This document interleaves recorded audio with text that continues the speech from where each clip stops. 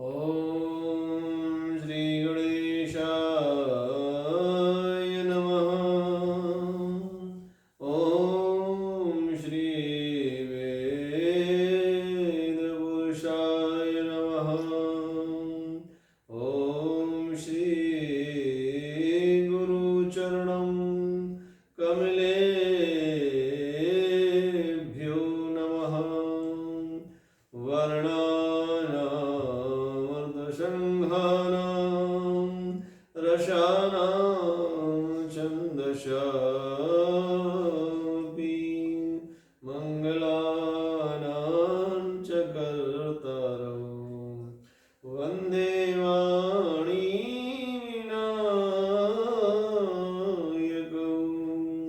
भवानी शङ्करौ वन्दे श्रद्धा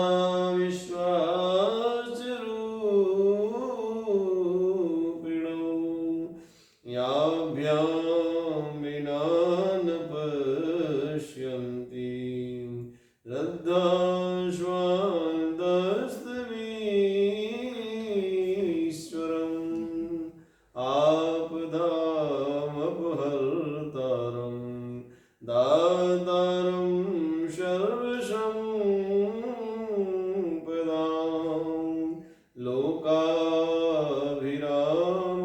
श्रीरामं भूयो भूयो नमाम्यहम्।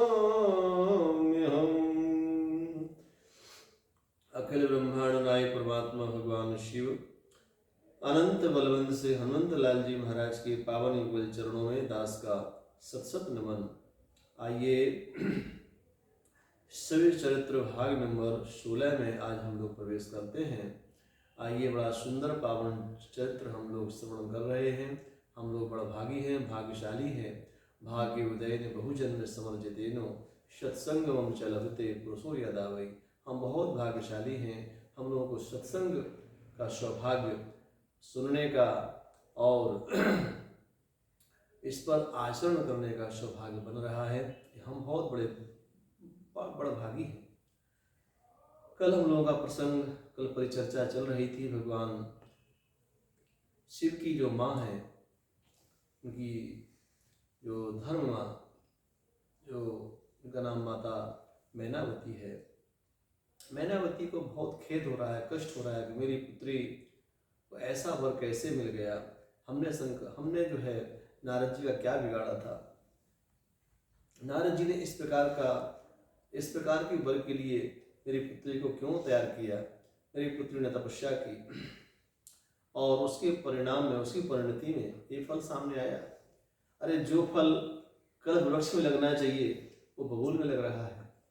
धन्य विधाता की लीला समझ में नहीं आती है।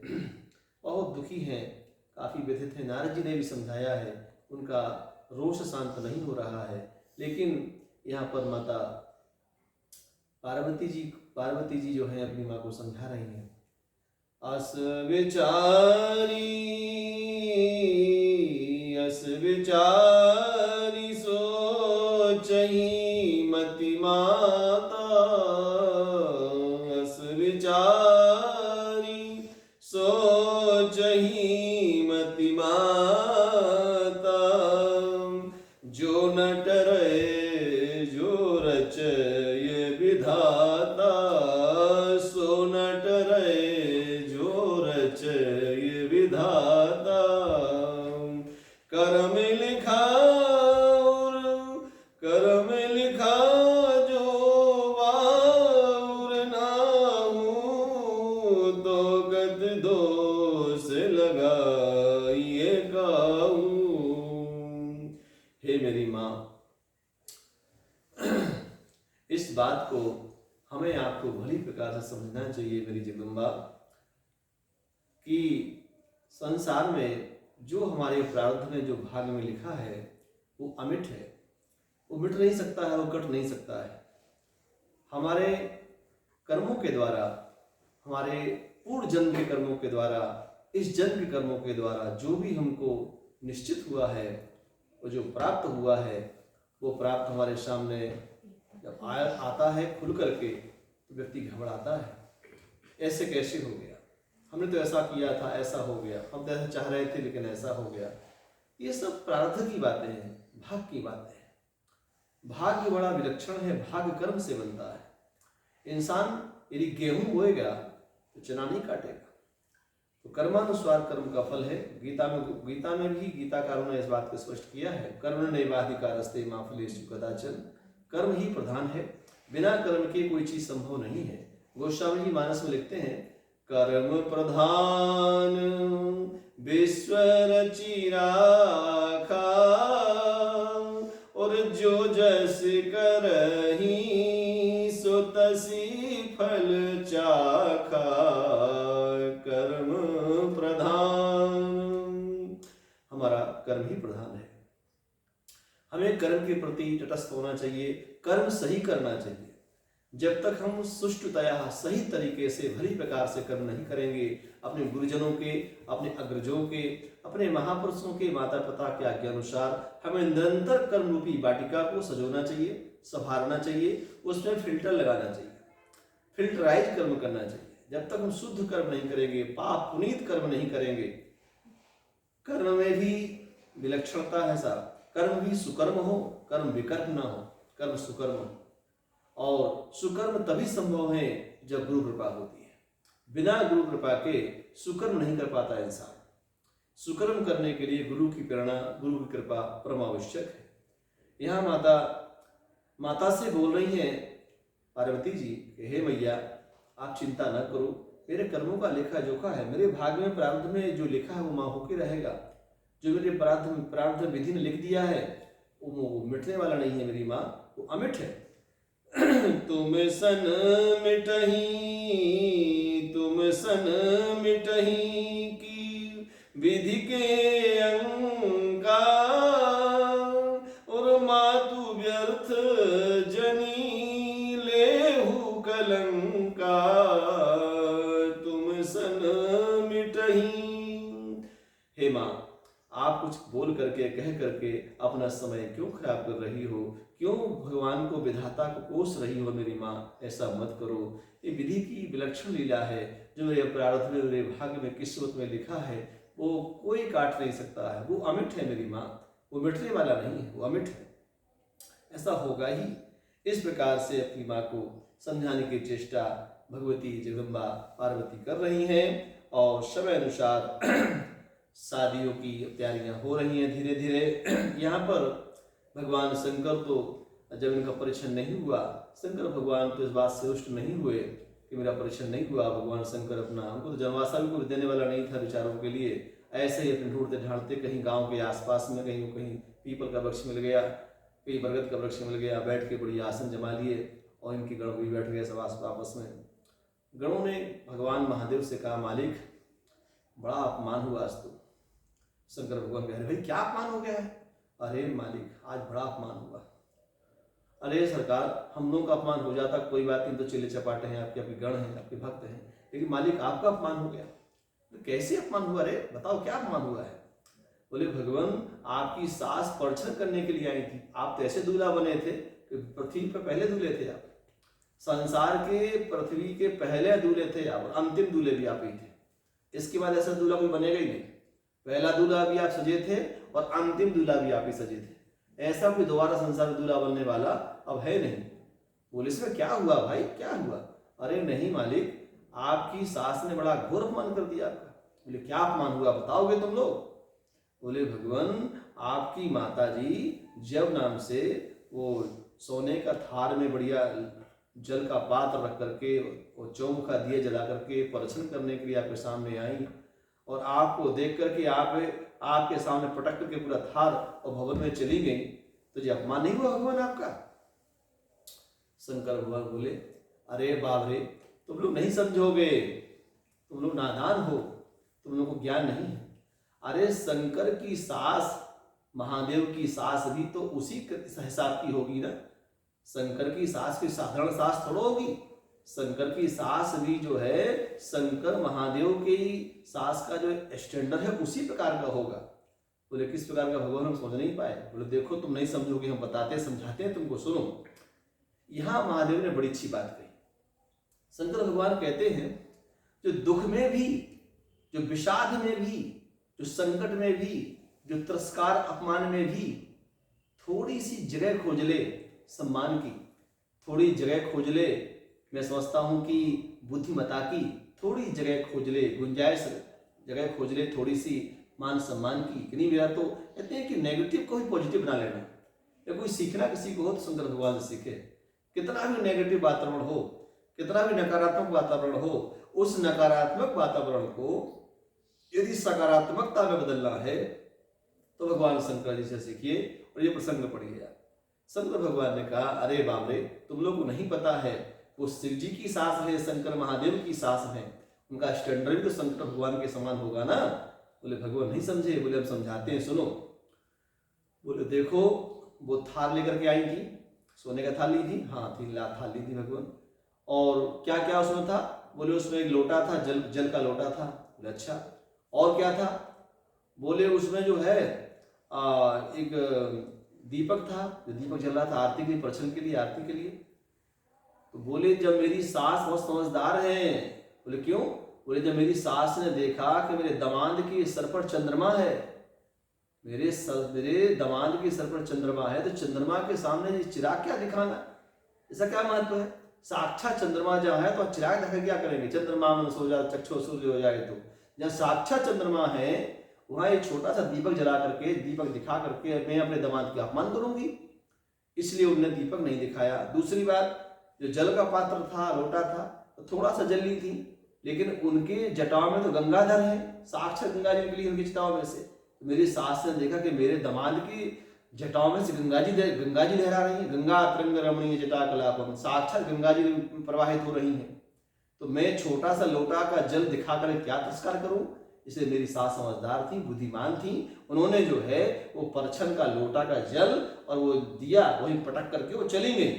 मतलब कि वो हमारा अपमान नहीं किए हैं, उन्होंने मेरा सम्मान किया है, उन्होंने मेरा सम्मान किया है। धन्य है महादेव, धन्य है महादेव, आप बहुत महान है बाबा, हम नहीं सोच पाए आपकी सास इतनी महान। हाँ मेरी सास बहुत महान है भाई, तुम नहीं समझते नहीं हो अभी। तो जी सरकार, इस प्रकार से भगवान महादेव ने सभी गणों को समझाया। उसी समय जो है और हिमांचल महाराज जी के यहाँ से एक नाव आई। महाराज अब आप लोगों को जो है मंडप की रस्में होने वाली, मंडप की रस्म में चलना है। तो मंडप की रस्म में चलने के लिए नाव को बोलने आई, कहने आई।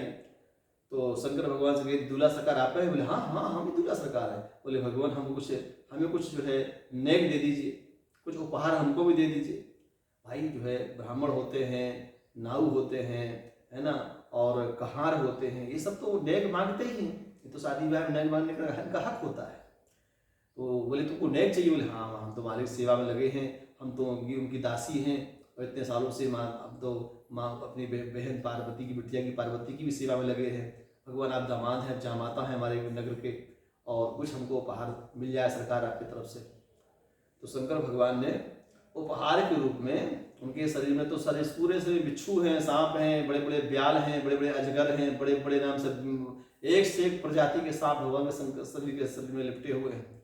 भगवान शंकर ने धीरे से एक नाग निकाला, बड़ा चुलबुला नाग था वो, एक नाग निकाला, और जो नाउन थी, जो नाउन, उस नाउन के नाउन से अच्छा अपना अचरा फैलाओ, तुमको हम अपना दें, तुम्हें नेक चाहिए? हाँ महाराज को उपहार चाहिए, अचरा फैलाओ।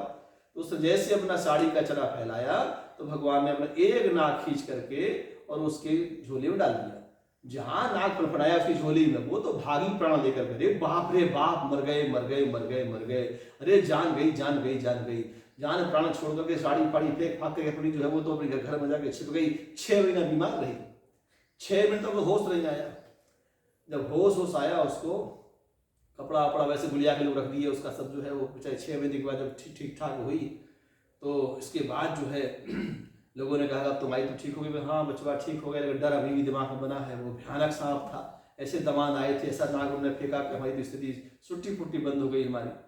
बोले भाई देखो तो, उसमें कहा अरे कहाँ देखें का साक्षात सांप है, वो साड़ी फेंक देना बाहर में और घर में मत रखना, हमें तो आज भी सड़िया में सांप है दिख रहा है। बोले हाँ। बोले भाई देख तो लो, सपवा फेंके थे कि तुमको वहम हो गया है। अरे दामाद जी तुमको सांप क्यों देंगे? अरे उनके पास सांप है, सांप रहेगा कि वो कहा देंगे हमको, सांप के अलावा तुम्हें है काम के पास? अरे नहीं भाई देख ला एक बार। बहुत समझाया बाजार के बच्चों ने, तो माई डरते डरते डंडा वंडा के सहारे से जो सड़िया फेंका गया तो उसको हटाई बढ़ाई, तो साड़ी के अंदर में बहुत सुंदर जो है हीरो से जड़ा हुआ सोने का स्वर्ण जड़ित हार उसमें पड़ा हुआ था।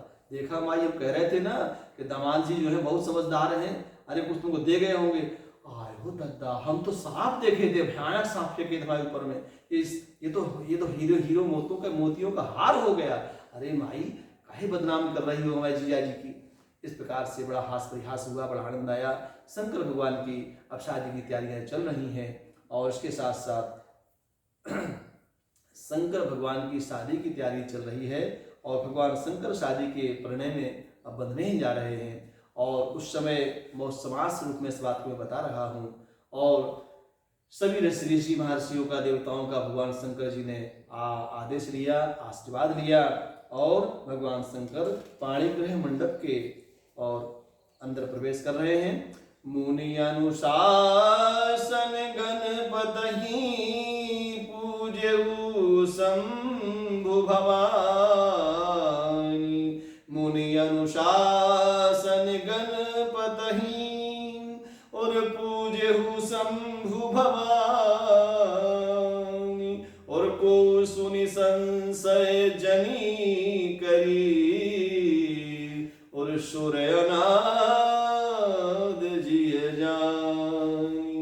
इस प्रकार से भगवान शंकर ने माता पार्वती के साथ मंडप में प्रवेश और भगवान ने सबसे पहले अपने मुनियों के जितने ऋषि महर्षियां थे उनको सम्मान प्रणाम किया और अपने दाम्पत्य जीवन में प्रवेश करने के लिए भोलेनाथ ने गणेश जी को बनाया। भगवान गणेश जी जो हैं प्रथम पूज्य हैं, गणानाम पति इति गणपति। भगवान गणेश प्रथम पूज्य समाज में, इस जगत में। और शंकर जी ने गणेश जी को प्रणाम किया। अब यहाँ संदेह हो जाता है कि गणेश जी तो भगवान शंकर के पुत्र हैं, तो अभी तो शंकर जी का विवाह होने जा रहा है और विवाह के पहले गणेश जी कहाँ से आ गए? तो निवेदन कर दूं, गोस्वामी जी कह रहे हैं कि कोई संशय मत करना, गणेश उनके पुत्र जरूर हैं, गौरी के पुत्र गणेश हैं, लेकिन गणेश अनादि पुरुष है, अनादि पुरुष गणेश है, द्वादश गणेश है। भगवान गणेश अनादि पुरुष है, पहले से गणेश है। गणेश उनके रूप में अवतार लिए, जैसे कि भगवान राम अयोध्या में अवतार लिए हैं, तो ये जरूरी थोड़ो कि दशरथ नंदन राम है। अरे राम दशरथ नंदन है मानता हूं, लेकिन दशरथ के नंदन है ठीक है, कौशल्या नंदन राम है ठीक है, लेकिन राम उसके पहले भी हैं। उसी प्रकार से नाना भांति राम अवतारा और रामायण शतकोटि अपारा। यहाँ पर यही प्रमाण मिलता है कि गणेश जी जो हैं द्वादश गणेश हैं और गणेश जी भगवान प्रथम पूज्य गणेश जी हैं। और गणेश जी को प्रणाम करके और कोई विघ्न बाधा न आवे इसके लिए गणेश जी को प्रणाम करते हुए भगवान महादेव ने, माता गौरा ने और सभी को प्रणाम किया, गणेश जी को मनाया और मंडप में प्रवेश किया। और प्रवेश करने के साथ साथ यहाँ पर पाणी ग्रहण की परंपरा प्रारंभ हो रही है। और भगवान शंकर जो है पाणी ग्रहण जब कीन महेशा, पाणी ग्रहण जब कीन महेशा, हिये हर से सुर सकल सुरेशा, हिये हर से तव सकल सुरेशा। भगवान महादेव जब पाणी ग्रहण किया सभी देवता बड़े हर्ष प्रफुल्लित हुए और भगवान सुरेश, भगवान जो है भगवान ब्रह्मा बहुत प्रसन्न हो रहे हैं। सभी लोग प्रसन्नता से भगवान शंकर और पार्वती के ऊपर पुष्पों की वृष्टि कर रहे हैं। भगवान शंकर पार्वती का विवाह होता है और माता मैनावती ने अपनी पुत्री की विदाई में अपने पुत्री को खूब समझाया है, पुत्री एक ही धर्म होता है पुत्री का, अपने पति का अच्छी तरह से सम्मान करे, पति के साथ रहे और पति का सम्मान करे, सास ससुर का सम्मान करे, अपने ननद का सम्मान करे, देवर का सम्मान करे, परिवार में जितने भी अंग हों सभी का सम्मान करे। और बेटी तुम अच्छे से अपने घर में जाओ, अच्छे से रहो। कहते हैं बेटी की मायके से डोली उठती है ना, और ससुराल से उसकी अर्थी उठती है। बिटिया लड़की जो है दोनों कुल की लाज होती है और पिता के कुल की भी लाज बेटी होती है और पति के कुल की भी लाज बेटी होती है। इसलिए हे बेटी तुम अपने पितु की, अपने बाबुल की लाज रखना उनकी आन रखना, मान सम्मान रखना बेटी। कोई कल के दिन उल्हाना सुनने को ना आवे, कोई ऐसी बात ना आवे जो अटपटी हो, जो समाज की दृष्टि से गलत साबित हो बेटी। इसलिए ये दोनों कुल की लाज बिटिया होती है। इसलिए हे बेटी अच्छे से निर्वाह करना। ऐसी माँ सुनैना जी, ऐसा माँ मैनावती का संदेश अपनी पुत्री को, और भगवान शंकर और पार्वती जी यहाँ से विदा ले रहे हैं। कैलाश गमन हो रहा है और कैलाश पर जाकर के भगवान भोलेनाथ कुछ समय के पश्चात भगवान खडानन का जन्म होता है। और खडानन का जन्म के पश्चात तारकासुर का खडानन वध करते हैं, देवताओं को संतुष्ट करते हैं और पुनः देवताओं को अपना अपना साम्राज्य प्राप्त हो जाता है। इस प्रकार से भगवान शिव का शिव चरित्र यह पूर्णता की ओर जा रहा है। आइए 56 दोहे का शिव चरित्र है। एक बार त्रेता जुग माही शंभु गए कुंभजर सिपाही। यहाँ से लेकर के चरित सिंधु गिरजा रमन, चरित सिंधु गिरजा रमन, और वेद न पावहि पार, और बरनय तुलसी दास किमी, अतिमति मंद गमा। भगवान शंकर का चरित्र समुद्र के समान है, इसका कोई पार नहीं पा सकता मेरे भाई बहन। तुलसी बाबा ने अपनी मति के अनुसार जो भी उनको अच्छा लगा, स्वांता सुखाय तुलसी रघुनाथ गाथा, उनको जो अपने स्वांता सुख की संतुष्टि के लिए जो कुछ भी अच्छा लगा उन्होंने गाया, उन्होंने लिखा। उन्हीं की आज्ञा अनुसार उनका अनुगमन करते हुए दास भी आपके सामने जो उससे बना, जैसे बना, और जो उनकी जिह्वा और वाणी के द्वारा जो कुछ भी संभव हो सका मैंने आपके सामने प्रस्तुत करने का प्रयत्न किया। इसमें किसी प्रकार की त्रुटि रह गई हो मेरे भाई बहन तो आप लोग इसको अपना बालक समझ करके क्षमा करने का प्रयास करेंगे। भगवान शंकर का चरित्र सागर के सदृश है, इसलिए आज शिव चरित्र को यहाँ पूर्णाहुति की ओर हम ले जा रहे हैं और आने वाले समय में और भी कुछ परिचर्चाएं हम लोग करेंगे। तब तक के लिए जय श्री कृष्ण। सर्वे भवन्तु सुखिनः, सर्वे सन्तु निरामयाः, सर्वे भद्राणि पश्यन्तु, मा कश्चित् दुःखभाग् भवेत्। ओम शांति, ओम शांति, ओम शांति। जय श्री कृष्ण।